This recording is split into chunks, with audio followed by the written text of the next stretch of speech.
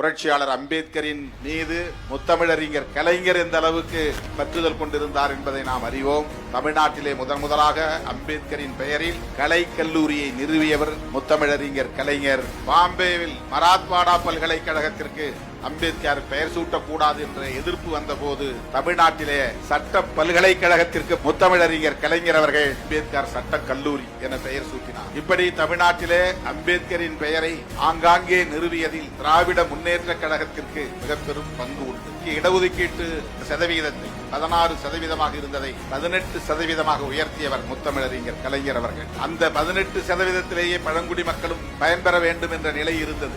அதை பிரித்து தனியே பழங்குடியினருக்கு என்று 1% தந்தவர் முத்தமிழறிஞர் கலைஞர் அவர்கள். அப்படி இந்த ஒடுக்கப்பட்ட மக்களின் நலன்களில் அக்கறை உள்ள ஒரு இயக்கம்தான் திராவிட முன்னேற்ற கழகம். அந்த கழகத்தின் கருத்தியல் வாரிசாகவும் இன்றைக்கு தலை நிமிர்ந்து களத்திலே சுற்றி சுழன்று பணியாற்றி கொண்டிருக்கிற கலைஞரின் பேரப்பிள்ளை, பெரியாரின் கொள்ளு பேரன், அன்பு இளவல் உதயநிதி ஸ்டாலின் அவர்கள் இந்த சிலையை திறந்து வைத்திருப்பது சால பொருத்தமானது.